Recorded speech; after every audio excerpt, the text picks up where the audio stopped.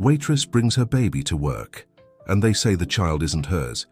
Sophia Miller woke up every day at 5 in the morning to prepare Ethan's bottles before heading to the Cozy Corner Cafe, where she had worked for nearly 3 years.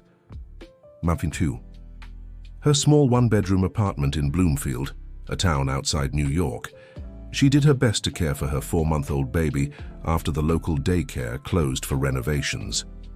It was on a rainy Tuesday morning that she finally gathered her courage.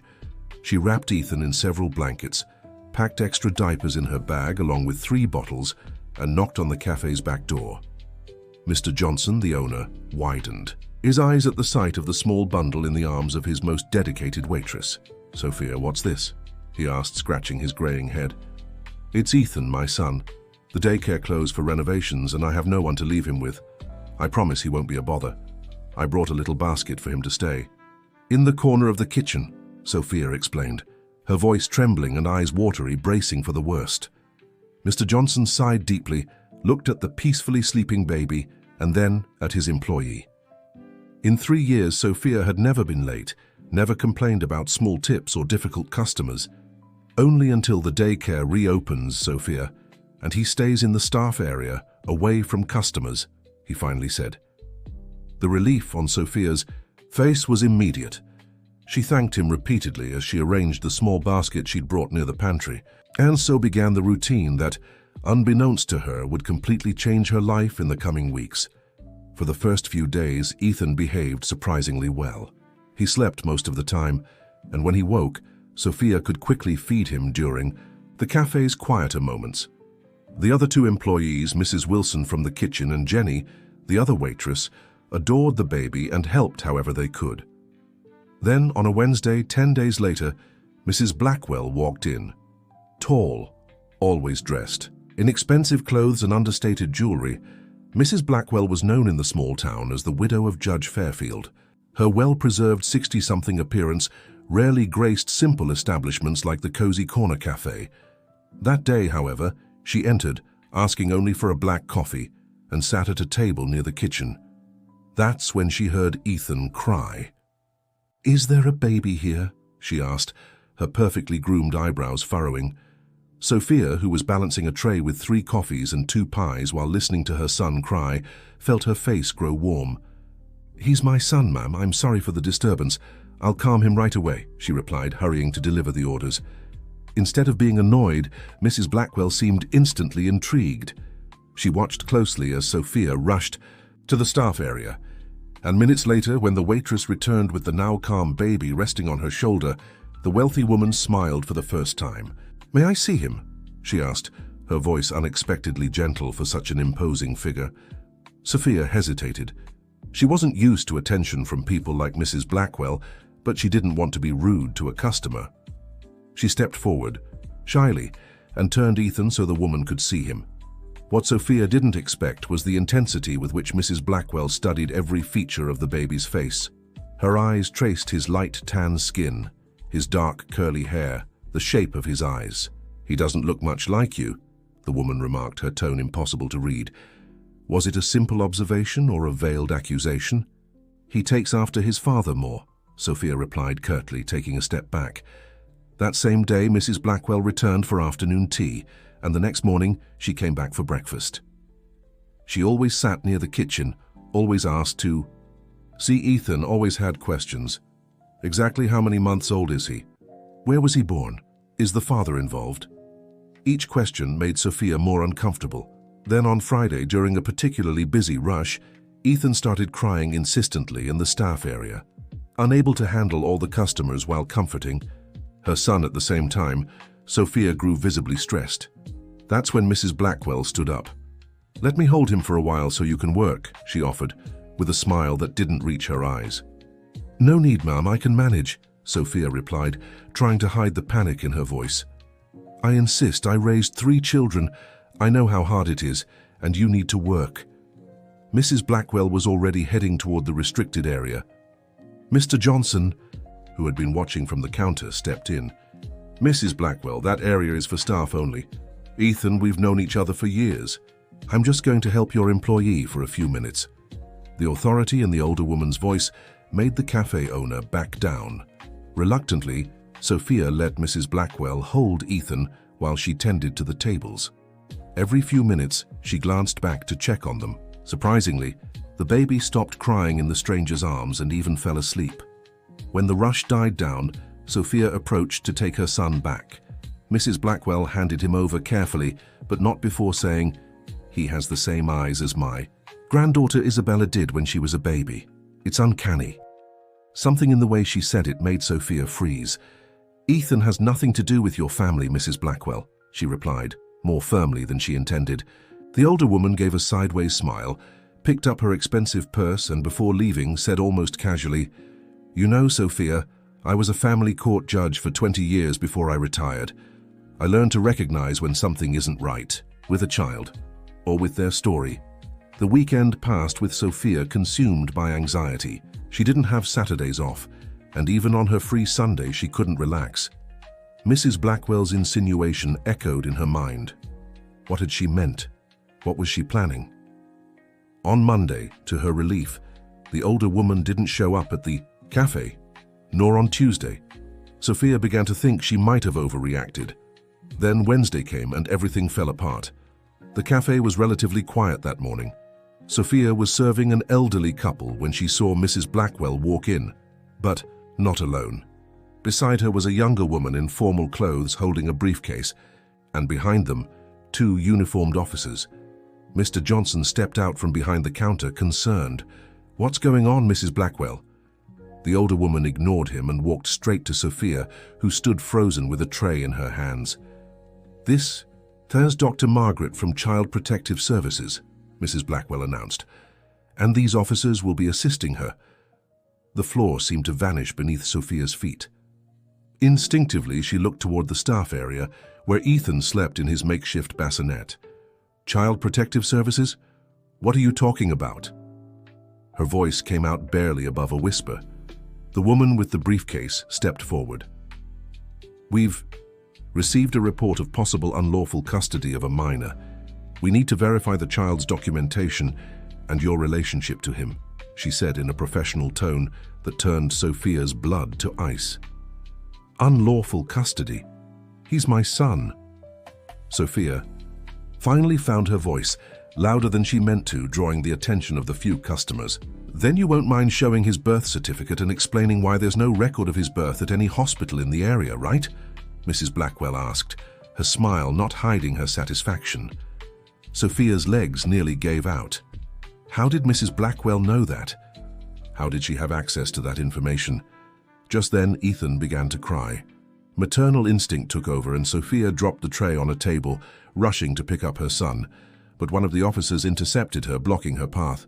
"Ma'am, we need to clarify the situation first," he said, his voice firm but not hostile. "Let me through, my son is crying." Sophia tried to step around the man, but he moved again to block her. The second officer had already entered the staff area and picked up Ethan. The baby, frightened by the stranger, cried even louder. "Please, let me hold my son," Sophia begged, tears now streaming down her face. That's when Jenny, the other waitress, intervened. "What's going on here? Leave her alone. Everyone knows Ethan is her son." "Is that so?" Mrs. Blackwell questioned, looking around at the customers and staff present. "Has anyone here seen Sophia pregnant? Did anyone visit her at the hospital when she gave birth?" A heavy silence fell over the cafe. Not even Mr. Johnson, who stood near the counter with a shocked expression, could say anything. "Please!" Sophia took a step toward the officer holding Ethan, arms outstretched, pleading. "He needs me." The second officer holding the baby seemed uneasy. Ethan cried inconsolably, his little face red and twisted.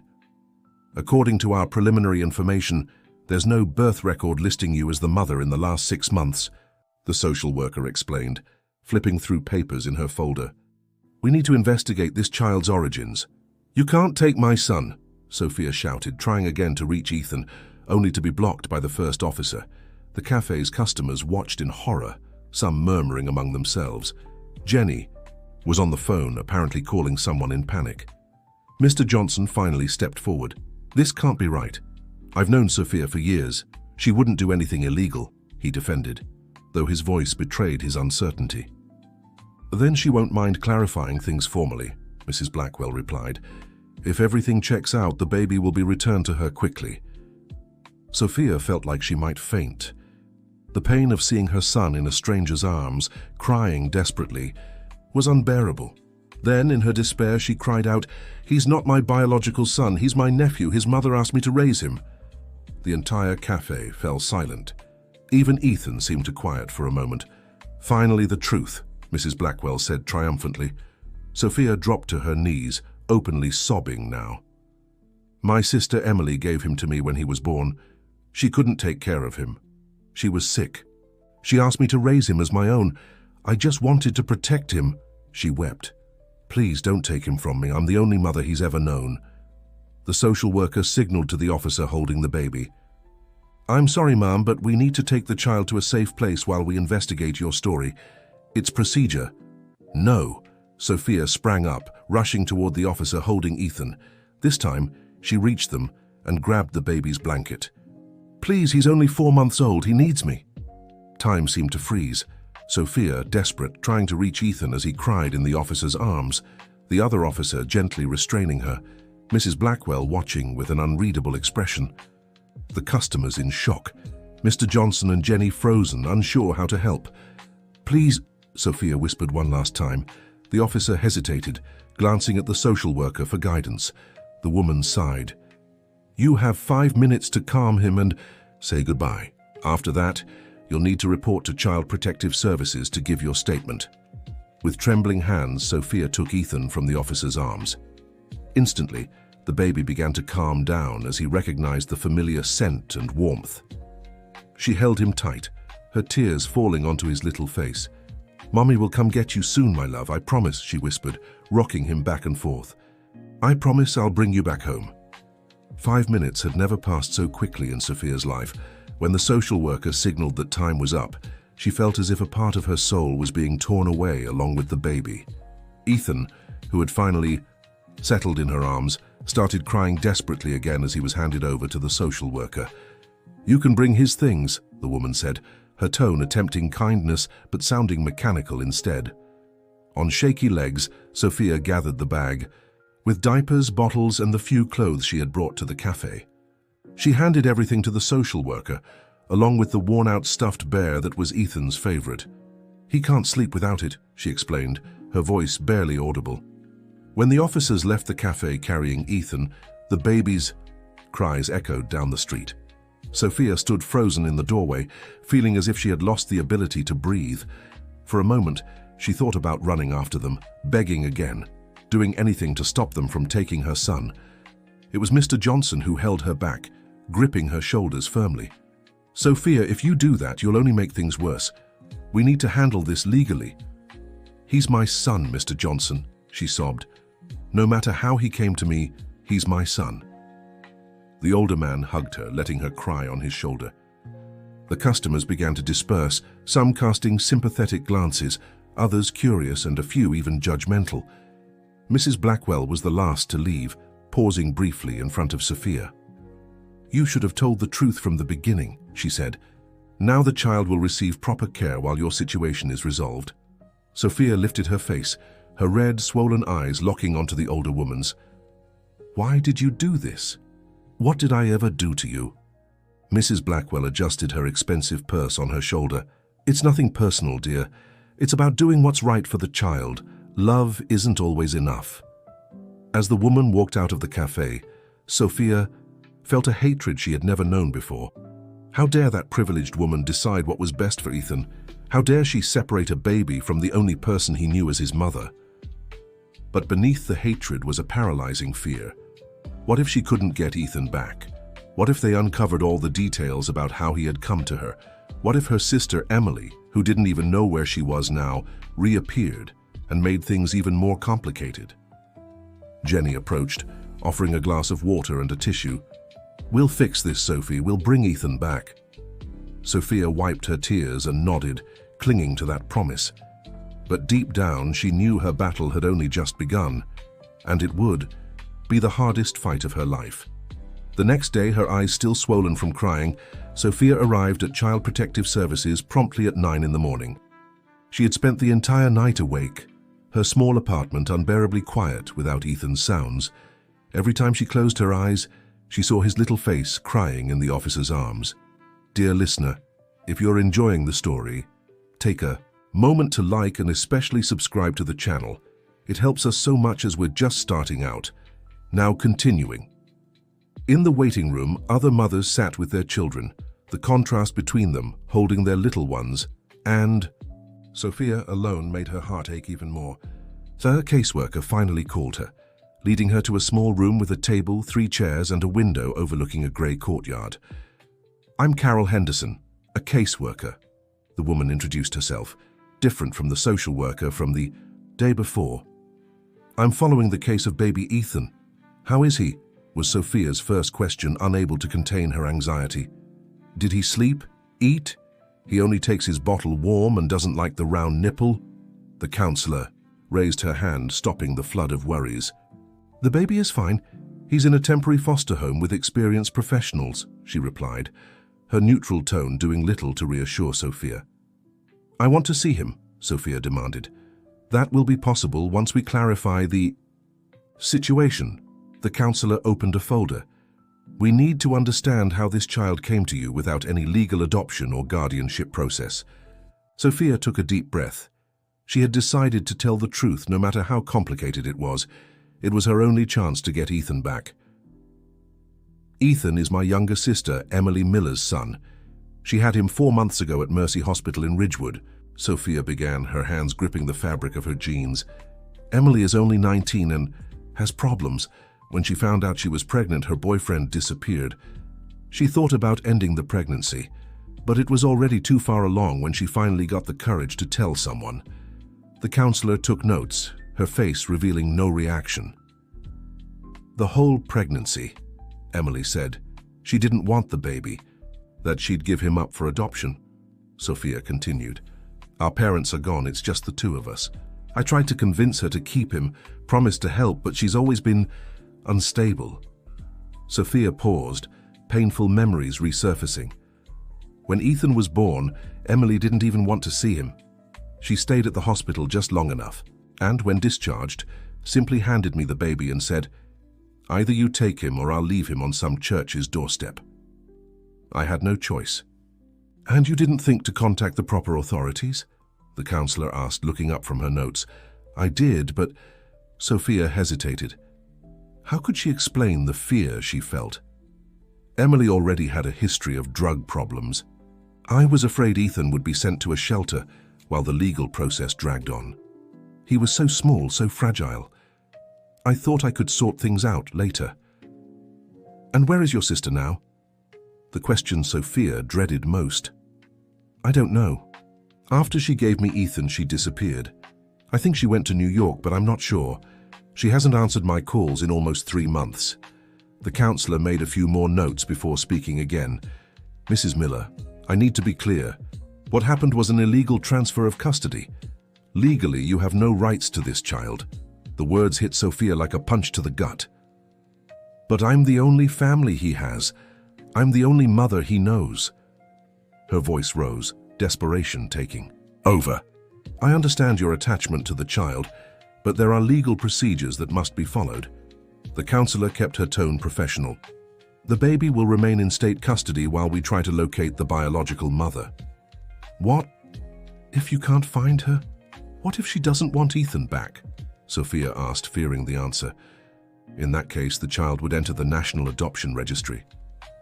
Sophia's world crumbled again. The thought of Ethan being given to strangers, no matter how well-meaning, was unbearable.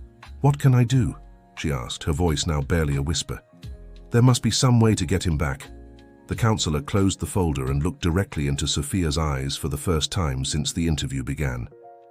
You'd need to file a formal request for guardianship or adoption, but I must warn you, without the biological mother's consent, your chances are slim.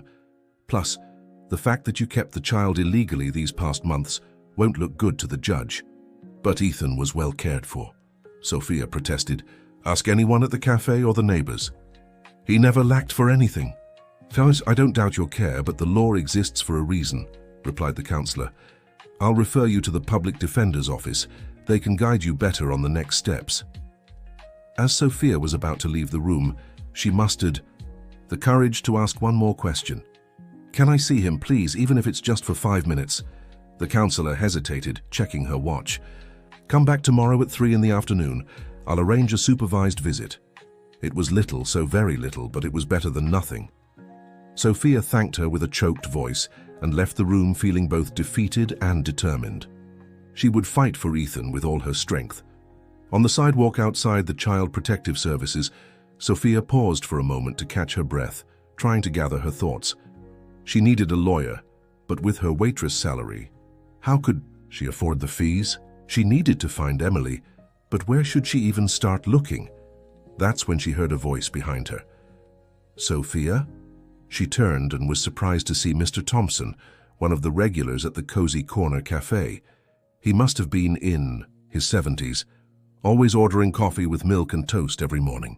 A quiet man who left generous tips and treated all the staff with respect. "Mr. Thompson, what are you doing here?" she asked, confused. The older man adjusted his thin-framed glasses on his wrinkled face. "Jenny told me what happened. Yesterday," he explained. "I came to see if I could help." "You, but how?" Mr. Thompson smiled faintly. "Before I retired, I was a lawyer for over 40 years, specialized in family law." Sophia felt a spark of hope ignite in her chest. "Do you think you could help me get Ethan back?" she asked, her voice trembling with emotion. "I can't promise results, my dear, but I can offer my knowledge and experience," he replied, with a kindness that nearly made Sophia break into tears again. "First, we need to understand exactly what we're up against." As they walked together to a small cafe on the corner, Sophia began to feel something she hadn't experienced since the officers took Ethan away. A glimmer of hope. Maybe, just maybe, there was a chance to bring her son back home. At the cafe, Mr. Thompson listened carefully as Sophia recounted the whole story, from Emily's troubled pregnancy to the moment Ethan was taken. He took notes in a small black notebook, occasionally asking for more details or clarifications. "What complicates your case, Sophia, is the lack of any document proving the transfer of custody, even informally," he explained, after hearing everything. "Did your sister even write a letter or note handing the child over to your care?" Sophia shook her head, bitterly regretting now that she hadn't insisted Emily document her decision in some way. "What about witnesses? Did anyone see your sister give the baby to you?" The nurse at the hospital saw, Sophia remembered. Emily said in front of her that she didn't want to take the baby, that I would keep him.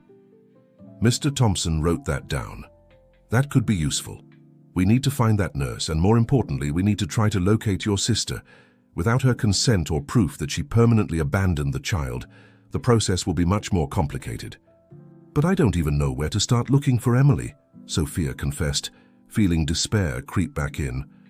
"The last I heard, a friend of hers said she was seen in New York, but that was over 2 months ago." The retired lawyer thought, "For a moment, we have a few options. We could hire a private investigator, but that would be expensive. We could also ask the court to locate her, but that would make the process even more official and potentially slower." He paused. "For now, I'll file for temporary custody on your behalf while we try to locate Emily through informal channels. Do you have photos of her? Contacts for friends or ex-boyfriends?" Sophia nodded. She had a few pictures and knew some places Emily frequented in the city. It wasn't much, but it was a start. "And what about Mrs. Blackwell?" Sophia asked, anger resurfacing as she remembered the woman who had started this nightmare. "Why did she do this? What does Ethan have to do with her?" Mr. Thompson took a sip of his coffee before answering. "We don't always understand people's motivations, Sophia, but from your description, it seems she had a personal interest in the case. Maybe there's more to this story than we know." "She said Ethan looked like her granddaughter," Sophia recalled, frowning as she tried to connect the dots. "But that doesn't make sense. It's just a coincidence." "Or maybe not," Mr. Thompson said thoughtfully. "The more we learn about your sister's past, the more pieces of this puzzle we'll be able to fit together." That same day, Mr. Thompson helped Sophia fill out the initial paperwork to request custody of Ethan. He explained the process would be difficult and potentially lengthy, but not impossible. The first step would be securing regular visits with the baby to maintain their bond while they fought legally. When Sophia finally returned to her small apartment that night, Ethan's absence was almost palpable. The deafening silence, the empty crib, the clean bottles lined up in the dish rack, everything reminded her of what she had lost. Sitting on the bed with Ethan's stuffed bear in her hands, she had set aside another just like it to send to the shelter. Sophia promised herself she wouldn't give up. No matter how hard it was, no matter how long it took, she would bring her son home. Because in the end, blood or legal papers didn't matter. She was Ethan's mother, and a mother would do anything for her child. The next day, promptly at 3 in the afternoon, Sophia was back at Child Protective Services for the supervised visit. She had slept only a few hours but had made an effort to look presentable. She wore her best clothes, fixed her hair, and even applied a little makeup to hide the dark circles under her eyes. The caseworker, Carol, led her down a hallway to a small room with toys, a sofa, and a high chair. And there he was, Ethan sitting in a caregiver's lap, looking around with his big, curious eyes. When he saw Sophia, the baby's face lit up with a huge smile. He waved his little arms and made those happy sounds only a mother could interpret. Ethan! Sophia rushed to him, the tears she had vowed to hold back already flowing freely. She scooped him up, holding him as if she'd never let go. His sweet scent, the softness of his skin, the warmth of his little body, it all briefly filled the emptiness she had felt since they took him away. The caregiver, a middle-aged woman with a kind expression, smiled at the scene. "He's been restless since yesterday," she said, "but he's eating well and slept a few hours last night." "Thank you for taking care of him," Sophia replied, genuinely grateful, even though she wished more than anything she could take Ethan home right then. "You have 30 minutes, the caseworker informed her before leaving. Those 30 minutes were precious.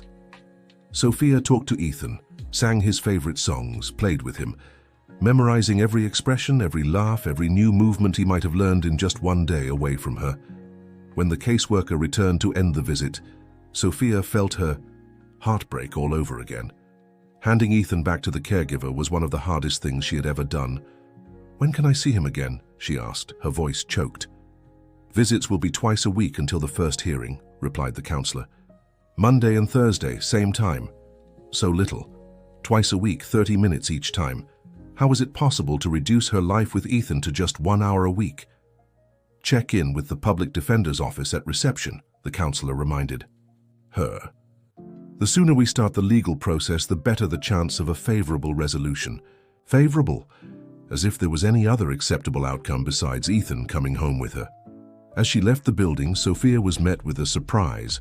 Jenny, her co-worker from the cafe, was waiting for her. The two had never been particularly close, but now Jenny hugged her as if they were lifelong friends. "How did it go?" Jenny asked. "Did you get to see the little one?" Sophia nodded, unable to speak without crying again. "Mr. Johnson wanted me to tell you your job is safe," Jenny continued, "and that you can take a few days off if you need to sort all this out." That small act of kindness from her boss finally broke Sophia. Right there on the sidewalk, she sobbed like a child in Jenny's arms, letting out all the anguish, fear, and exhaustion of the last 2 days. "We'll get through this, Soph," Jenny repeated, stroking her hair. "We'll bring Ethan back." But both knew it wouldn't be easy. The system was complex, bureaucratic, and often seemed designed to tear families apart rather than unite them. With no money, no connections, and a complicated history, Sophia's chances seemed slim. Yet what no one had counted on was the fierce determination of a mother, and Sophia was ready to move mountains to get her son back. The following days were a blur of hearings at the public defender's office, visits to Child Protective Services to see Ethan, and exhausting shifts at the cafe. Mr. Johnson had been understanding, letting Sophia adjust her schedule to accommodate her legal obligations, but she still had to work to survive. Mr. Thompson, the retired lawyer, had become her guardian angel. Though he couldn't represent her officially since he was no longer licensed, he accompanied her to every meeting, advising her on what to say and how to proceed. He had also started searching for Emily, using his old contacts to try and track the young woman down. A week after the separation, Sophia faced her first major setback. The date for the preliminary hearing had been set, but it was a full month away. "A month," she repeated in disbelief to the public defender assigned to her case. "Ethan has to stay in the shelter for a whole month?" "Unfortunately, the courts are overloaded," explained the defender, a young woman who seemed genuinely concerned. "And without locating the birth mother to formally consent to the custody transfer, we have to follow all protocols." Sophia felt herself sinking into the chair. A month away from Ethan. A month in which he would grow, change, maybe even start. Calling her a stranger by the time she got him back. "Is there anything we can do to speed it up?" Mr. Thompson asked. The defender hesitated before answering. "There is one possibility. If we could arrange a temporary foster family instead of the institutional shelter, the judge might consider an earlier hearing. Foster families are seen as a healthier environment for the baby, and it would show good faith on your part, Sophia." "Foster family?" Sophia frowned, confused. "They're accredited families who temporarily care for children in vulnerable situations," the defender explained. "It's considered less traumatic than an institutional shelter, especially for babies. But what if they get attached to Ethan? What if they don't want to give him back?" The fear in Sophia's voice was palpable. "Foster families know from the start that it's temporary," the defender assured her. "They're trained for this?" Sophia looked at Mr. Thompson, seeking guidance. "It might be a good strategy," he conceded after a moment of thought. "It would show the judge that you're putting Ethan's well-being first, even if it means letting him stay with another family temporarily." The idea of Ethan in someone else's home, cared for by strangers, made Sophia's stomach churn. But if it meant bringing him back sooner, maybe it was worth the sacrifice. "How does it work?" she finally asked. "We have several registered families. I can check if there's one available for a 4-month-old, replied the public defender. "If you agree, we'll make the formal request." "And could I still visit him?" "Yes, visitation would stay the same, possibly even more flexible depending on the foster family." Sophia took a deep breath before deciding, "If this helps bring Ethan home faster, then I agree." Leaving the public defender's office, Sophia was emotionally drained. The thought of handing Ethan over to another family, even temporarily, felt like betrayal. But she'd learned in recent days that the system wasn't flexible with emotions. It ran on rules, procedures, and paperwork. "You made the right decision, Sophia," Mr. Thompson assured her as they walked to the bus stop together. "It shows maturity and focus on the child's well-being, something the judge will definitely consider." "I don't want him to get attached to other people," Sophia confessed, vulnerability clear in her voice. "I'm scared that when I finally bring him home, he won't even recognize me anymore." "Babies are resilient, but they also have strong emotional memories," Mr. Thompson said with the wisdom of someone who'd seen many similar cases. "Ethan won't forget you." 2 days later, Sophia got the news. A foster family was available for Ethan. The couple, Robert and Nancy Taylor, had experience caring for infants and lived relatively close, making visits easier. The transfer would happen the next day, and Sophia was allowed to be present. With a heavy heart, she went to Child Protective Services to meet the couple who would temporarily care for her son. Nancy, a woman around 50 with kind eyes and graying hair, greeted Sophia with an understanding smile. "I know how hard this must be for you," she said after introductions. "I want you to know we'll take the best care of Ethan, but we'd never try to replace you. We're just a temporary stop on his way back home." The carefully chosen words brought tears to Sophia's eyes. Robert, her husband, a bald man with a serious demeanor but gentle eyes, showed her a photo of the nursery they'd prepared. "We've cared for children this age before," he explained, "and we understand how important family bonds are. If you'd like to visit outside scheduled days, we can arrange that." The offer surprised Sophia. Could she see Ethan more often? Caseworker Carol, overseeing the meeting, clarified, "Extra visits need to be documented, but there's no issue if the foster family agrees." A small ray of sunshine in the storm. Sophia thanked them, moved by the couple's unexpected kindness. When Ethan was brought into the room and handed to Nancy, Sophia had to gather all her strength not to snatch him back and run. Instead, she leaned close and spoke softly to her baby, explaining, even if he wouldn't understand, that he'd be in a good place for a little while. But Mommy would come back for him soon. "Look, Ethan, these nice people are going to take care of you for a few days," she said, her voice trembling. "But Mommy will visit all the time, and before you know it, you'll be home, okay?" Ethan, oblivious to the adult's drama, smiled upon hearing the familiar voice. Nancy, showing sensitivity, brought the baby closer so Sophia could give him one last kiss before they left. "I'll care for him as if he were my own," the older woman promised. Watching them walk out the door, carrying her world in their arms, Sophia felt a mix of pain and faint relief. Ethan would be in a real home, with people who seemed genuinely kind, not in an institutional shelter with rotating caregivers. "They seem like good people," remarked Mr. Thompson, who had waited patiently in the reception area. "Yes," Sophia agreed, wiping her tears, "but that doesn't mean I'll give up on bringing him home as soon as possible." The retired lawyer smiled approvingly. "I never doubted that. And speaking of fighting, I have news. I got a lead from a friend of your sister's, someone who saw her just a few weeks ago." Hope flared in Sophia's chest. "Where? What did she say?" "Let's take it slow." Mr. Thompson raised his hands. "The information is vague, but it's a start. The girl said she saw Emily working at a restaurant in Newark, not New York like we thought." Newark, less than an hour's drive away. Could Emily have been that close all this time? "I need to go there," Sophia exclaimed. "Yes, but we need to be strategic."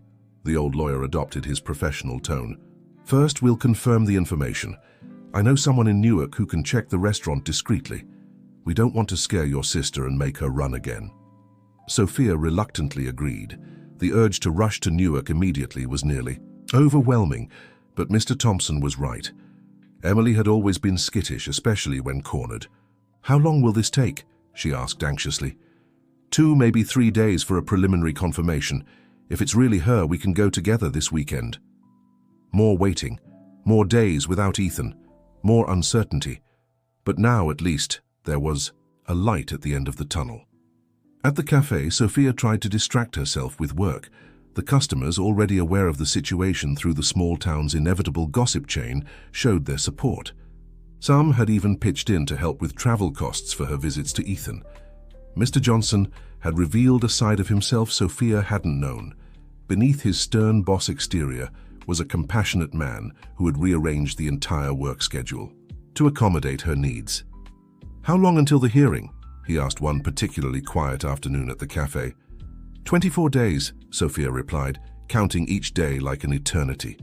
"That's outrageous," the older man grumbled, "keeping a mother separated from her son for so long." "Technically, I'm not his mother in the eyes of the law," Sophia reminded him bitterly. "Just the irregular custodian or something like that." "Bureaucratic nonsense." Mr. Johnson waved his hand dismissively. "Anyone who's seen you with that boy knows you're his mother in every way that matters." The words, simple as they were, touched Sophia deeply. That was it. She was Ethan's mother in every way that counted. In the smiles he saved just for her, the sleepless nights when he was sick, the intimate knowledge of every expression and need. If only the law could recognize that bond as easily as Mr. Johnson did. That night, returning to her empty apartment, Sophia found a surprise at her door. A basket filled with baby supplies, diapers, wipes, ointment, even a new blanket, and a card signed by the cafe's regulars. "For when Ethan comes home, and he will come home." The gesture of solidarity broke through the walls Sophia had carefully built around her emotions. Sitting on the living room floor with the gift basket in her lap, she cried until she had no tears left. She cried for missing Ethan, for the fear of not being able to bring him back, for the injustice of a system that didn't recognize love as enough to define a family. But she also cried for the unexpected kindness she had found in Mr. Thompson, in the tailors, in the cafe's customers, people who had no obligation to help her but had chosen to reach out anyway. When the tears finally dried, Sophia felt something she hadn't experienced in days: renewed determination. She would find Emily. She would get legal custody of Ethan. She would bring her son back home no matter how hard she had to fight, and as she carefully packed each item from the basket, she promised herself that one day she would tell Ethan about all these people who helped bring him home. So he would know that even in the darkest moments, kindness still existed in the world. Dear listener, if you're enjoying the story, don't forget to like and especially subscribe to the channel. It helps us a lot as we're just starting out. Now, continuing. 3 days later, Sophia received the news she had been waiting for. Mr. Thompson had confirmed it. Emily was indeed working at a restaurant in Newark as a night shift waitress.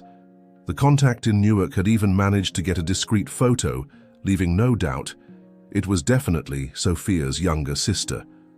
The following Saturday, her only day off, Sophia took the first bus to Newark. Mr. Thompson insisted on going with her, worried about her emotional stability for this confrontation. Remember, Sophia, he advised during the trip, the goal isn't to accuse or fight with your sister. We need her to sign the formal custody transfer papers. Stay calm, no matter what she says. Sophia nodded, but inside she was boiling with conflicting emotions. She loved Emily, but she was furious with her. How could she just abandon her own son and disappear? How could she put Sophia in this impossible situation? The restaurant was in a busy commercial area, a mid-range establishment with pleasant decor and a diverse clientele. They arrived just after lunch, when the crowd had thinned. I'll go in first and confirm if she's on shift today, Mr. Thompson decided. Wait here and try to calm yourself. Sophia obeyed, watching nervously through the window as the retired lawyer entered the restaurant. A few minutes later, he returned with confirmation. Emily was there and would start her shift in half an hour. How are we going to do this? Sophia asked, anxiety clear in her voice. If I just show up, she might run. Let's sit down and order something light. When she comes to our table, you can talk to her naturally, Mr. Thompson suggested. No scenes, no immediate confrontation. The plan was simple and sensible. They entered the restaurant and chose a corner table where they could observe the staff without drawing attention. They ordered coffees and waited. When Emily finally appeared from the employee break room, Sophia barely recognized her own sister. Always thin, Emily now looked fragile, with deep, dark circles and a distant gaze that spoke of sleepless nights. She wore the restaurant's uniform, a white shirt and black pants, and had dyed her hair a faded blonde that didn't suit her complexion. She looks different, Sophia whispered to Mr. Thompson. The older man simply nodded, watching the young woman with analytical eyes. Gradually, the restaurant began filling up for the afternoon snack crowd. Emily moved from table to table, taking orders with an automatic smile that never reached her eyes. When she finally reached their table, she was looking at her notepad and didn't realize who the customers were. "Good afternoon, what would you like?" she asked without looking up. "Hi, Em," said Sophia, using her sister's childhood nickname. Emily froze. Slowly, she raised her gaze, her face paling as she recognized her older sister.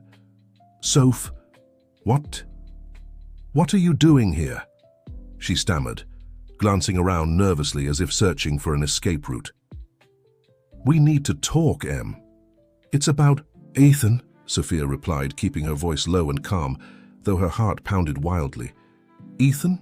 Emily repeated, furrowing her brow as if trying to remember who that was. Then understanding dawned in her eyes, followed by something that looked like fear. "I can't talk now. I'm working." "It's important, Emily," Mr. Thompson interjected, his voice gentle but firm. "We won't take much of your time." The young woman looked confusedly at the older man. "Who are you?" "A friend of your sister's, here to help you both." Emily hesitated, clearly torn between fleeing and staying. "They took Ethan, took him away." Sophia struggled to find the right words without causing a scene in the restaurant. "The authorities took him from me, because I don't have legal custody." The shock on Emily's face seemed genuine. "What? When did this happen?" "Almost 2 weeks ago," Sophia answered, the pain evident in her voice. "I need your help to bring him back." Emily glanced around again, nervous. Then she made a decision. "My break is in an hour. Meet me at the corner cafe. I can't lose this job. Without waiting for a reply, she hurried off to attend to another table, leaving Sophia and Mr. Thompson with their untouched coffees and a million unanswered questions. The next hour passed with agonizing slowness. Sophia kept her eyes fixed on Emily, as if afraid her sister might disappear again. Mr. Thompson, ever patient, used the time to mentally review the documents they'd need signed and the essential questions to ask. Finally, they saw Emily say something to the manager and exit through the back door. Quickly, they paid the bill and headed to the corner cafe, where they found the young woman sitting at an outdoor table, nervously smoking. "You still smoke?" were Sophia's first words, disapproval clear in her tone. "Not exactly. My biggest problem, Soph," Emily shot back, the irritation reminiscent of the rebellious teenager she'd always been. Mr. Thompson stepped in before the conversation derailed. "Emily, let me explain the situation. Ethan was removed from your sister's care because she has no legal documents proving her right to care for him. The baby is currently with a temporary foster family while the case is reviewed by the court." "Foster family? Like adoption?" Emily asked, finally seeming to grasp the gravity of the situation.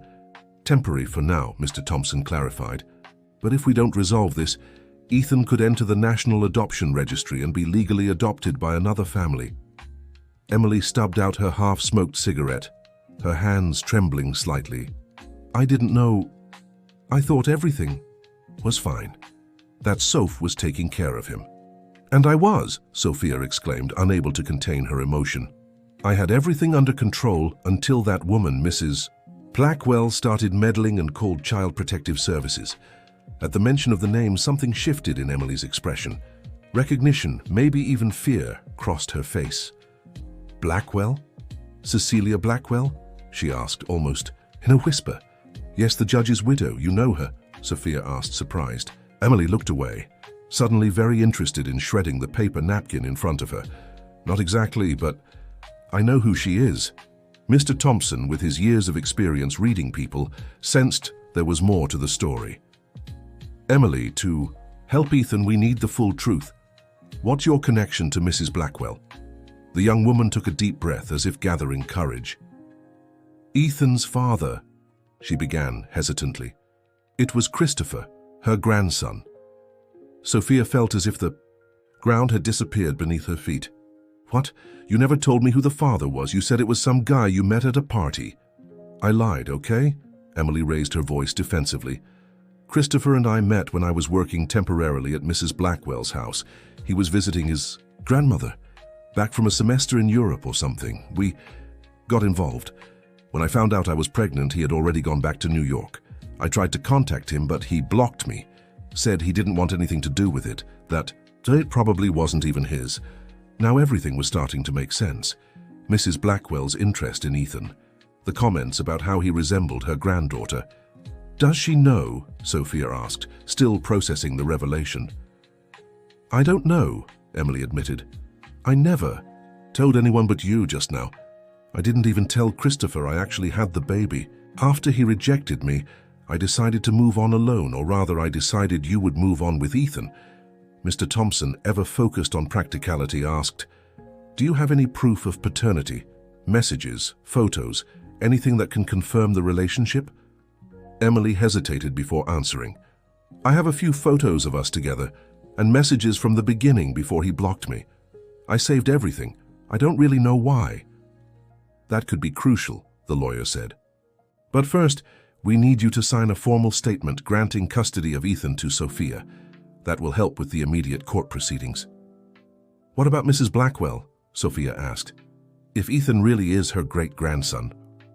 "One thing at a time," Mr. Thompson advised. "First, let's make sure you have legal rights to Ethan. Then we can address the paternal family if you decide that's best for the baby." Emily looked deeply uncomfortable. "Do I really have to be involved in all this? Can't I just sign the papers and be done with it?" The question hurt Sophia more than she expected. Even after giving birth, even knowing her son was at risk of being adopted by strangers, Emily still wanted to keep her distance. He's your son," Sophia said softly. "I know you don't want to raise him, and I respect that. But at least help him come back to me. to someone who loves him. Something in the plea seemed to reach Emily. For the first time, tears welled in her eyes. "I'm not cut out for this, Soph, I never was. Not to be a mother, not even to be a decent sister. Ethan deserves more than I could ever give." "Then give him the one thing you can, the chance to stay with someone who loves him," Sophia replied, reaching her hand across the table. After a moment's hesitation, Emily placed her hand over her sister's. "What do I need to do?" On the way back, on the bus to Bloomfield, Sophia clutched the folder with the signed documents like a treasure. Emily had agreed not only to grant legal custody of Ethan to her sister, but also to attend the hearing to confirm her decision in person. She had even handed over her current phone number and the address of the tiny studio where she lived in Newark. "Do you really think she'll show up to the hearing?" Sophia asked, doubt lingering in her voice. Mr. Thompson, sitting beside her, considered the question before answering. "I believe so. There's something in her. Remorse, maybe. I think, in her own way, she wants to do the right thing this time." Sophia tried to believe it. Emily had always been volatile, impulsive, but never truly cruel, just a lost girl who made bad choices and never knew how to fix them. "What about Mrs. Blackwell?" Sophia asked. "Should I confront her? Tell her I know the truth?" "I wouldn't recommend that, at least not before the hearing," the lawyer advised. "We don't know how she would react, and the last thing we want is to complicate the case even further." Sophia nodded, recognizing the wisdom of the advice, but part of her still wanted to confront the woman who had turned her life upside down. She wanted to ask, why didn't you just reach out? Why not talk like civilized people, instead of tearing Ethan away from her in such a cruel way? But those questions would have to wait. The most important thing now was getting Ethan back, and Sophia wouldn't do anything to jeopardize that chance. In the days that followed, a new routine took shape. In the mornings, Sophia worked at the cafe. In the afternoons, she visited Ethan at the tailor's home. They had been incredibly accommodating, allowing near-daily visits. In the evenings, she met with Mr. Thompson to prepare her defense for the hearing. Nancy, the kind foster mother, had become an unexpected ally. Not only did she lovingly care for Ethan, but she also meticulously documented each of Sophia's visits, creating a record of the ongoing bond between mother and son. "The judge will want to see that you've maintained regular contact," she explained, "and also how Ethan reacts to you, how he recognizes you." And Ethan did recognize her. Every time Sophia arrived, his little face lit up with a smile that made everything worth it. He'd stretch out his arms, babble happily, and snuggle into her as if they'd never been apart. A week before the hearing, the inevitable happened. Sophia ran into Mrs. Blackwell on the town's main street. The older woman seemed to be leaving the pharmacy when their eyes met. For a moment, neither spoke. Sophia felt her heart race, anger and resentment threatening to spill over. But then she remembered Mr. Thompson's advice and the promise she'd made to herself. Nothing would risk her chance to get Ethan back. It was Mrs. Blackwell who broke the silence. "How is the baby? I heard he's with a foster family." Apparent concern in the older woman's voice stirred an unexpected emotion in Sophia. Pity. This woman had discovered a great-grandson she never knew existed, and instead of handling it openly, she'd chosen a twisted path that caused suffering for everyone involved. "He's doing well, thank you for asking," Sophia replied, keeping her voice neutral. "The family is taking good care of him while we wait for the hearing." Mrs. Blackwell nodded, seemingly surprised by the civility. "You seem different." "Maybe because I've learned a few things these past weeks," Sophia said, "about family, about what really matters." The older woman looked away, something like shame crossing her aristocratic face. "Sophia, she began, then seemed to change her mind. "I hope everything works out for the best for the baby." Before Sophia could respond, Mrs. Blackwell quickly walked away, slipping into her luxury car parked a few feet ahead. The brief encounter left Sophia unsettled. She had expected to feel triumph seeing the woman's discomfort, but instead, she only felt the tangled web of pain and secrets that connected their lives. That night, she called Emily, The sisters had been talking almost daily since their meeting in Newark, slowly rebuilding their fractured relationship. "Do you think I should tell her?" Sophia asked after recounting the encounter with Mrs. Blackwell. "That I know about her connection to Ethan?" There was a long silence on the other end before Emily answered, "I don't know, Em. Part of me wants her to know, wants Christopher to know, wants them to take responsibility, but another part is afraid of what they might do. What if they try to take Ethan from us completely?" The fear was legitimate.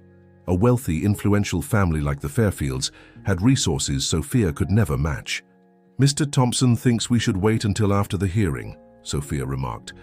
"Secure legal custody first, then decide whether to approach the paternal family." "Mr. Thompson seems to know what he's doing," Emily agreed. "I think we should follow his advice." Before hanging up, Emily hesitated, then asked with unusual vulnerability, "Sophie, do you think I'm a horrible person for abandoning Ethan?" The question caught Sophia off guard. In all their recent conversations, they had carefully avoided this very topic. "I think you're someone who recognized your own limitations," Sophia replied, choosing her words carefully. "You knew you couldn't give him what he needed, so you found someone who could. There's love in that too, Em, just in a different way." The line stayed silent for so long that Sophia thought her sister had hung up. Then she heard a muffled, "So always thank you for that, Soph. I really don't deserve you." After hanging up, Sophia sat quietly, reflecting on how life could change so quickly. Just a few weeks ago, she had been furious with Emily for putting her in this situation. Now, she felt a deeper understanding of her sister's inner struggle. And what about Mrs. Blackwell? The woman who had started this entire ordeal, was she truly the villain Sophia had first believed? Or was she just another person caught in the same tangled web of secrets and pain, trying to protect her family the only way she knew how? Sophia had no answers to these questions. But she knew one thing for certain. By the end of this hearing, she would do everything in her power to bring Ethan home. And maybe, just maybe, she could bring some peace to everyone caught in this unexpectedly intertwined story. Finally, the day of the hearing arrived. Sophia had barely slept the night before, mentally rehearsing everything Mr. Thompson had advised her to say and not say. She wore her only formal outfit, a navy blue skirt and blazer, set she had bought for her mother's funeral 3 years ago. She had pinned her hair into a simple bun and applied light makeup, wanting to appear respectable and trustworthy in the judge's eyes. Mr. Thompson was waiting for her on the courthouse steps, impeccable in his well-kept but dated suit. "Emily's already here," he informed her, to Sophia's immense relief. "She's waiting inside with the public defender." Entering the imposing courthouse made Sophia's stomach twist with nerves. She had never been in a courtroom before, and the formality of the setting intimidated her. But with every step she reminded herself why she was there, for Ethan, for her son.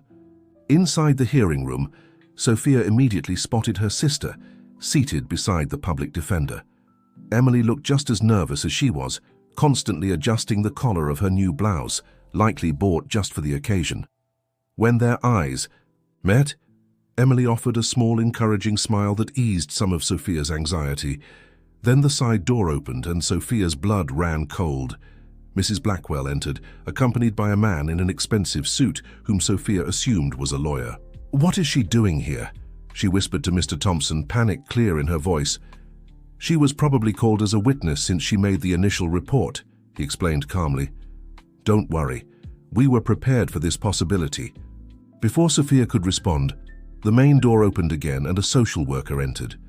Not Carol from Child Protective Services, but Nancy, the foster mother, carrying Ethan in her arms. Sophia's heart nearly stopped at the sight of her son. Even though she had visited him just 2 days earlier, seeing him in this formal setting, oblivious to the moment that would decide his future, made her eyes fill with tears. As if sensing her gaze, Ethan turned his little head and, upon recognizing Sophia, broke into a wide smile, stretching his tiny arms toward her.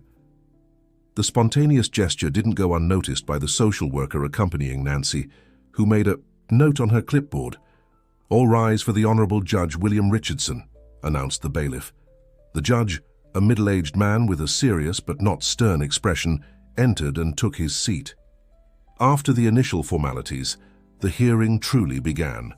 Sophia's public defender presented the case, an informal custody transfer between sisters, a devoted mother who had cared for the child exemplarily for 4 months, a delayed but necessary regularization of the situation.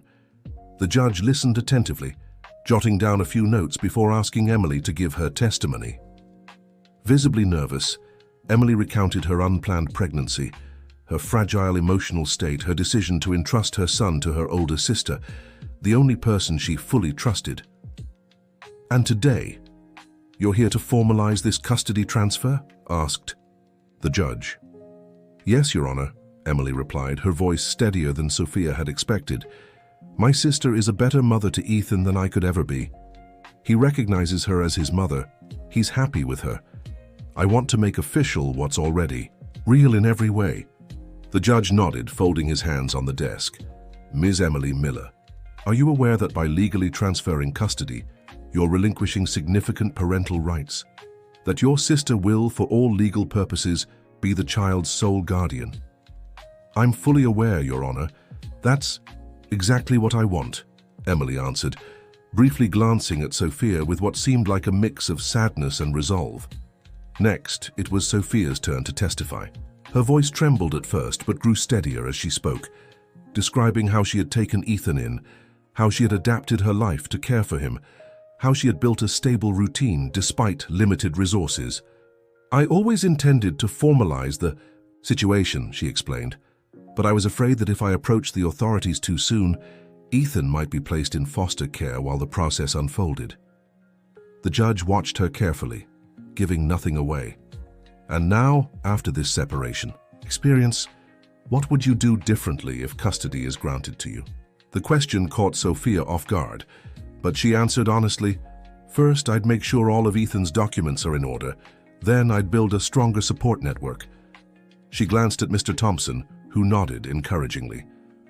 "I've learned I can't do everything alone. Sometimes we need help. Most of all, I want to give Ethan the stability my sister and I never had growing up." Her honest response seemed to impress the judge. Then, to Sophia's apprehension, it was Mrs. Blackwell's turn to testify.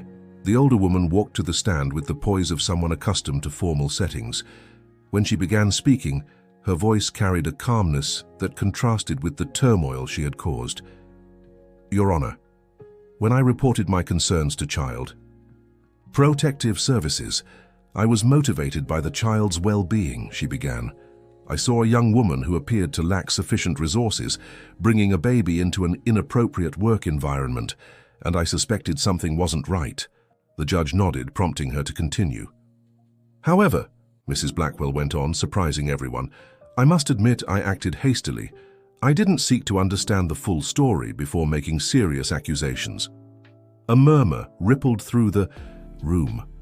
Sophia exchanged a confused glance with Mr. Thompson, who seemed equally taken aback by the testimony's direction.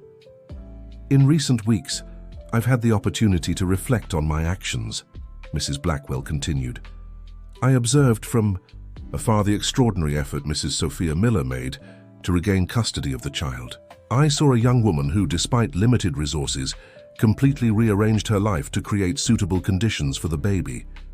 Then, to Sophia's absolute shock, Mrs. Blackwell turned directly to her. "I apologize for the suffering I caused. My intention was to protect the child, but I failed to consider that perhaps she was already being protected by the love of someone who sees her as their own, regardless of blood ties." The silence in the room was almost palpable. Sophia felt tears welling in her eyes, unable to fully process this unexpected turn of events. The judge, maintaining his professional composure, asked, "Mrs. Fairfield, are you withdrawing your allegation of misconduct?" "Yes, Your Honor," replied Mrs. Blackwell, "and I'd like to add that if the court decides to grant custody to Mrs. Sophia Miller, I believe it will be the right decision for the child's well-being." The hearing continued with the final testimonies. Nancy, the foster mother, recounted Ethan's behavior during Sophia's visits, describing in detail how the baby clearly recognized her as his primary maternal figure. The social worker presented her report, noting that while the initial custody transfer had been irregular, all evidence indicated Sophia had provided exemplary care for the baby. Finally, the judge announced he would make his decision after a brief recess to review the documents. In the 15 minutes that followed, Sophia could barely breathe. Mr. Thompson held her hand, offering silent support. Emily moved closer, sitting on the other side of her sister. "Everything will be fine, Sophie," she whispered. "The judge saw how much you love Ethan." Across the room, Mrs. Blackwell remained seated alone, her lawyer speaking quietly on the phone. Occasionally, she glanced in Emily's direction, but quickly looked away when noticed. When the judge returned, everyone stood. "After reviewing all testimonies and documents, I've reached the following conclusion," he began, his formal voice echoing in the silent room. "While the initial custody transfer occurred irregularly, it's clear Mrs. Sophia Miller acted with the sincere intention of protecting and caring for Ethan Miller." Sophia squeezed Mr. Thompson's hand so tightly, her fingers turned white. Considering the formal consent of the birth mother, the positive reports from the social worker and foster family, and the emotional bond already established between Mrs. Miller and the child, I rule to grant permanent custody of Ethan Miller to his biological aunt, Sophia Miller. The judge's words took a moment to fully sink in for Sophia. When she finally understood Ethan was coming home, he would officially be her son. A sob escaped her throat. "You must visit the courthouse later today to sign the final paperwork," the judge continued. "Physical transfer of the child may take place tomorrow after the social worker's final verification. This hearing is adjourned." The sound of the judge's gavel was like music to Sophia's ears. Immediately, Mr. Thompson embraced her, his own tears falling silently. Emily joined the hug, forming a small circle of joy and relief. Nancy approached with Ethan, allowing Sophia to hold him briefly. "We'll see you tomorrow for the last time," the woman said with a genuine smile. "All his things are already packed." Sophia hugged the baby, overwhelmed by a happiness she could barely contain. Ethan, as if understanding the significance of the moment, clung to her tightly, refusing to let go when Nancy gently tried to take him back. "Just one more day, my love," Sophia whispered. "Just one more day, and you'll be home for good." While Nancy finally managed to pull Ethan away, promising to bring all his favorite toys tomorrow, Sophia noticed Mrs. Blackwell approaching hesitantly. "Congratulations," the older woman said, with a formality that couldn't quite hide her emotion. "He'll have a good mother." Sophia, still holding Emily and Mr. Thompson's hands, looked at the woman who had turned her life upside down. "Thank you for changing your testimony," she replied, surprising herself with the sincerity in her voice. It made a big difference. Mrs. Blackwell hesitated as if she wanted to say more. Then she simply nodded and turned to leave. "Mrs. Blackwell," Emily called out suddenly. When the older woman turned back, Emily continued, "We need to talk about Ethan, about your family." A flash of understanding crossed the aristocratic face. "You know," she said, "it wasn't a question." "Yes," Emily confirmed, "and I think it's time we settled this too for Ethan's sake." Mrs. Blackwell looked from Emily to Sophia, then to Ethan, who was still stretching his little arms towards Sophia as he was carried away. "Yes," she finally agreed. "It's time." The next morning, under an exceptionally blue sky, Sophia opened the door to her apartment, now immaculately clean and organized for the social worker's final visit. She had spent the previous night tidying every inch, making sure everything was perfect for Ethan's return. The small apartment had undergone some changes in recent weeks. Her cafe regulars had rallied together. Mr. Carpenter, the retired carpenter, fixed and reinforced the crib. Mrs. Miller knitted new colorful blankets. Mr. Davis, owner of the second-hand furniture store, donated a dresser in excellent condition. Even Jenny, her fellow waitress, contributed by painting cheerful drawings on the walls of the room Sophia would share with her son. It was a modest home without luxuries, but overflowing with love and care in every detail. When the doorbell rang promptly at 10 in the morning, Sophia took a deep breath, trying to calm her racing heart. She opened the door to find Nancy holding Ethan in her arms and the social worker with her inevitable clipboard. The moment he saw Sophia, Ethan broke into a huge grin and stretched out his little arms, practically leaping from Nancy's arms to reach his mother. "Hi, my love," Sophia whispered, scooping him up and covering his face with kisses. "Welcome home."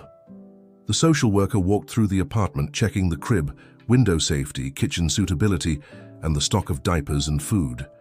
Meanwhile, Nancy pointed out all the little milestones Ethan had reached during his time with them. "He started trying to roll over on his own," she said, with the pride of someone who genuinely cared for the baby. "And I think he's almost figured out how to hold his own bottle." Sophia listened attentively, grateful not just for Ethan's return but for the love he'd been shown during their separation.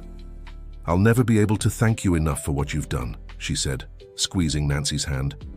"It was a joy to care for him," the older woman replied. "And now we know he's exactly where he belongs." The social worker finished her inspection, making final notes. "Everything seems in order, Sophia," she said with a professional smile. "I'll just need you to sign these transfer forms, and then Ethan will officially be in your custody, with all documents finalized." With Ethan securely balanced on one arm, Sophia signed each paper with her free hand. Every signature sealed the end of that nightmare, making legal what her heart already knew. Ethan was her son in every way that mattered. When the social worker and Nancy finally said their goodbyes, promising to return for a follow-up visit, in a few weeks, Sophia closed the door and allowed herself for the first time in nearly a month to fully relax. Carrying Ethan through the small apartment, she showed him every corner as if it were the first time. "Look, sweetheart, I fixed everything up for you. There's even a new dresser for your little clothes," she narrated, while the baby watched with wide, curious eyes. "And Jenny painted these drawings on the wall, see? There's a little elephant, a giraffe." Ethan responded with happy babbles, clinging to Sophia's blouse as if he too feared being separated again. Finally, she settled into the old but comfortable armchair by the window, nestling her son against her chest. "It's over, my love," she whispered, kissing his tiny head. "You're home. Forever." Ethan yawned, tired from all the excitement, and soon fell asleep in his mother's arms.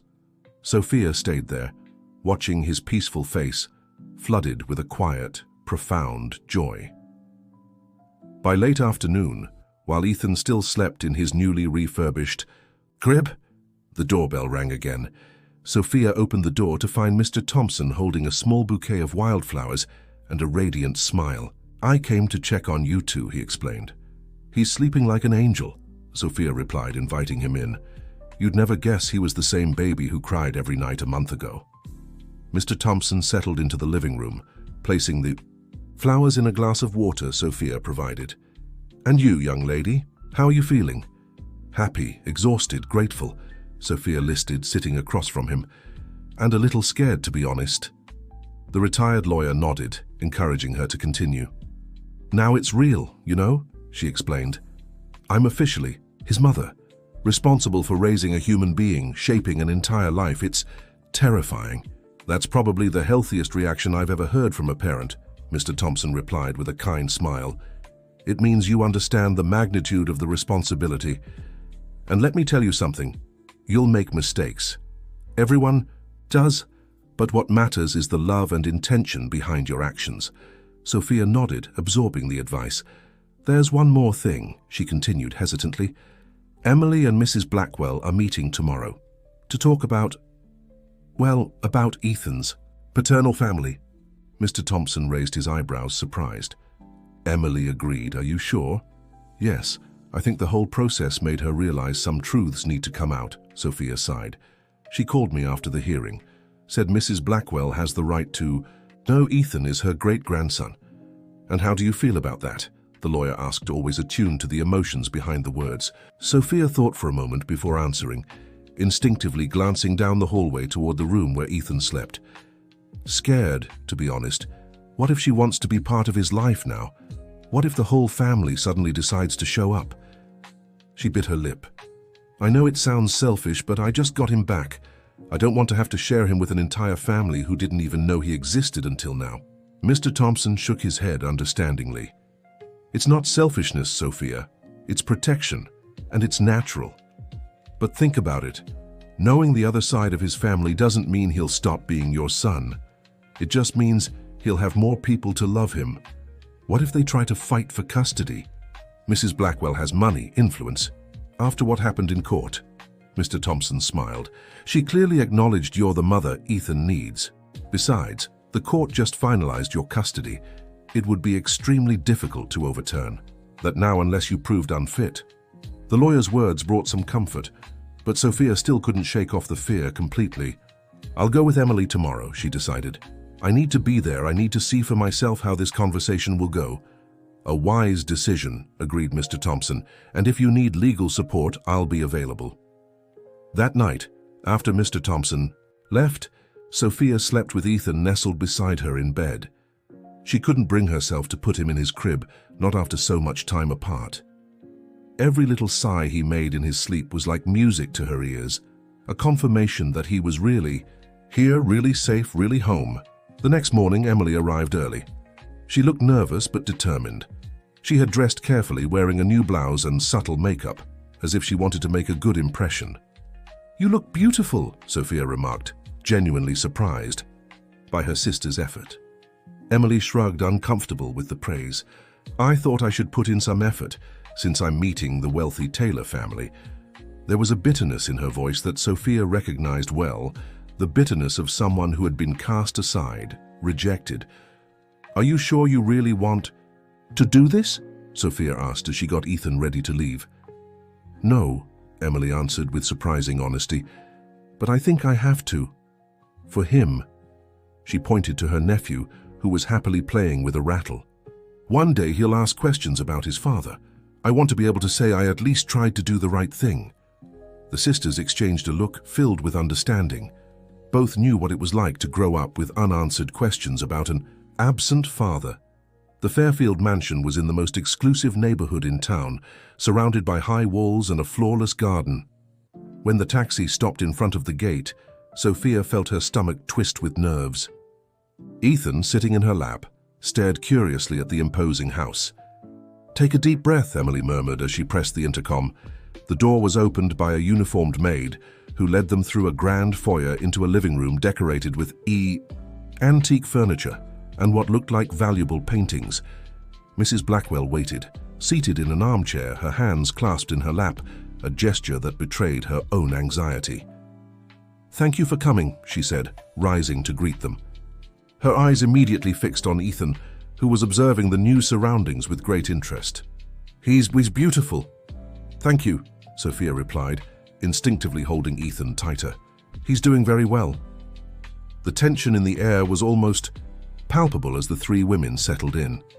Ethan, oblivious to the adults' drama, began babbling happily, breaking the ice a little.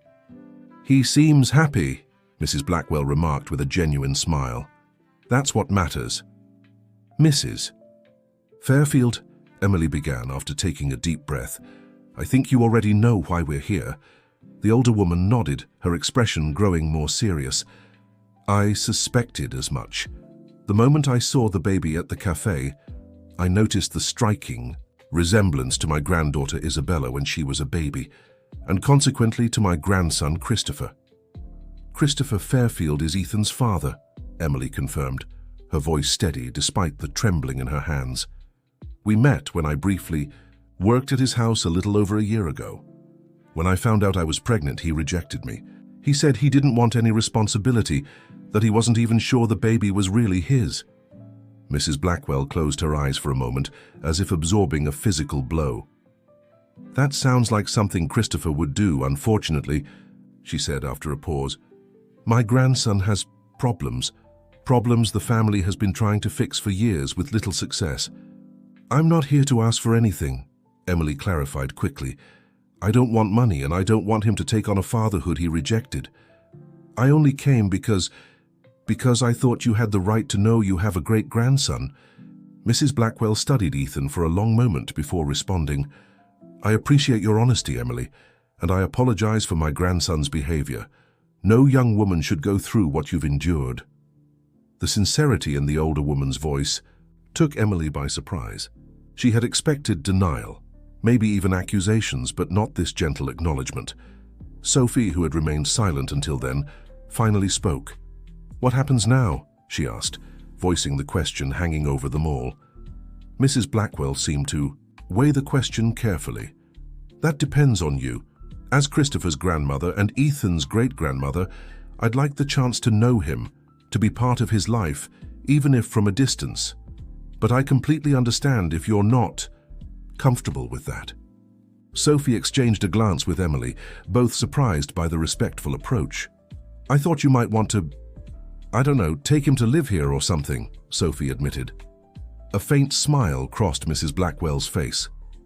Dear, I'm a 70-year-old widow, living alone except for the staff. What kind of life would that be for a baby? She shook her head. Besides, I saw in court how much you love that boy. The bond between you is clear to even the blindest eyes. So what exactly are you proposing? Emily asked, still cautious.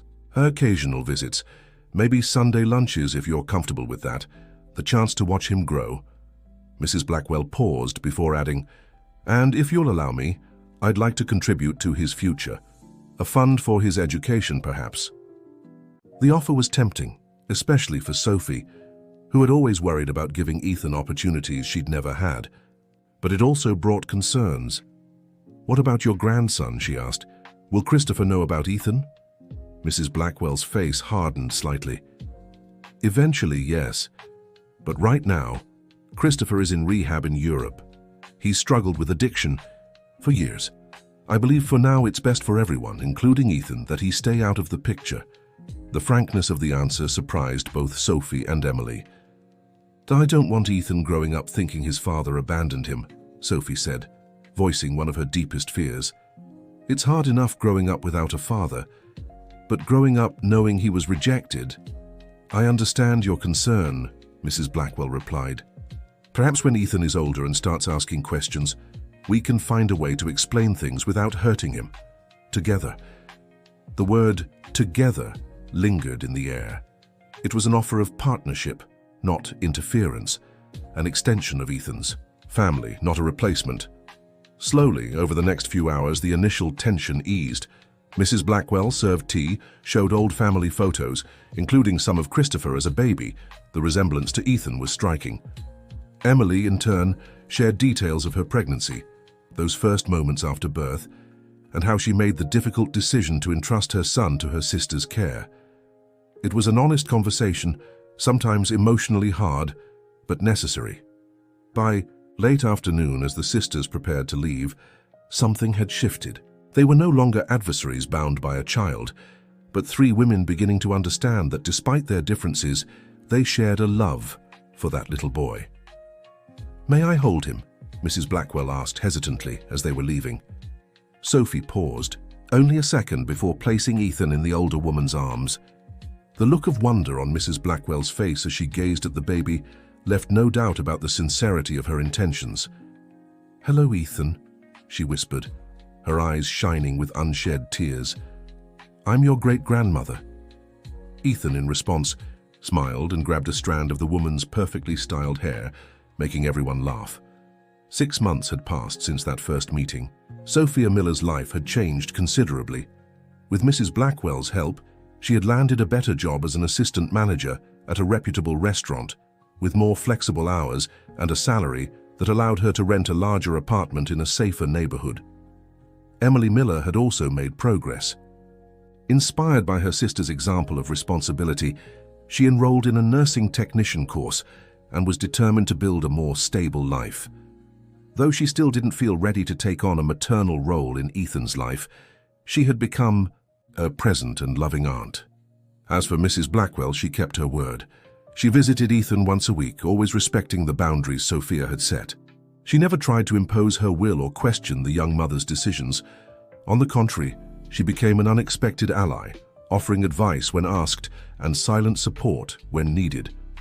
On a sunny spring Sunday, as Sophia watched Ethan playing, on the living room rug with his colorful blocks, now nearly a year old, she reflected on the extraordinary journey she had taken.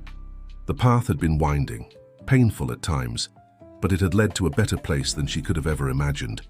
The intercom buzzed, announcing the arrival of Mr. Thompson and Jenny for their weekly lunch, which had become a tradition. Soon, after Mrs. Blackwell also arrived, bringing a gift for Ethan's growing collection of educational toys.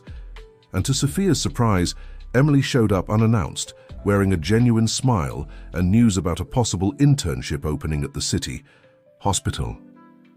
Looking around the table during lunch, Sophia felt deep gratitude for the unlikely family that had formed. It wasn't perfect, it wasn't conventional, but it was real, bound together by love for a little boy who had changed all their lives. Ethan, sitting in his high chair, happily banged his spoon against the plate, capturing everyone's attention. His little face glowed with the simple joy of being surrounded by people who loved him unconditionally. At that moment, Sophia knew with certainty. It didn't matter how Ethan had come to her, it didn't matter the challenges they had faced, or those still ahead. What mattered was that he was exactly where he was meant to be. Home. With his family. And what an unusual family they had become. A waitress turned devoted mother and manager, a lost young woman finding her way into adulthood, an aristocratic lady learning the value of relationships that transcended social class, and a retired lawyer who had found a cause that reignited his passion for justice. All united by a baby who, unknowingly, had built bridges where walls once stood. As they toasted to everyone's well-being, Sophia made a silent promise to Ethan. He would always know the truth about his origins, but he would also know that family isn't defined by blood, but by love, commitment, and the willingness to fight for one another when needed. And that was a lesson worth more than any privilege his newfound connection to the Fairfields could ever provide. 6 years later, on his first day of school, a curly-haired, bright-eyed Ethan held Sophia's hand tightly as they walked down the hallway to his classroom. "Mum, I'm nervous," he confessed, squeezing her hand. Sophia knelt to meet his eye, level. "You know what your Aunt Em told me when I was afraid of losing you?" she asked, adjusting the collar of his new shirt. "What?" "That sometimes we need to be brave, even when we're scared, because life's greatest gifts often come after the most frightening moments." Ethan nodded, absorbing the wisdom with the seriousness characteristic of children. "Like when you brought me back home." Sophia smiled, touched that he remembered. The story she had told him since he was little, not as a fairy tale but as the truth of their journey together. "Exactly like that, my love. Now go show that school the amazing person you are." Watching him walk confidently toward his new adventure, Sophia couldn't help but think about how that moment at the cafe door, when she made the decision to take Ethan to work, had set off a chain of events that would completely redefine her life. On that difficult day, she could never have imagined that the pain of separation would lead to an extended family, opportunities she'd never dreamed of, a support network built in adversity and strengthened by the love shared for a special boy. Life rarely follows the paths we plan. Sometimes it's the unexpected detours that lead us to the most extraordinary destinations. And as Ethan waved one last time before entering the classroom, Sophia was certain there was no journey more extraordinary than theirs. The end of the story. Dear listener, your opinion is our greatest treasure. Ethan found his true family, and we'd love to find you in the comments. Leave your like, subscribe to the channel, and tell us, what would you do in Sophia's place? We look forward to your kindness.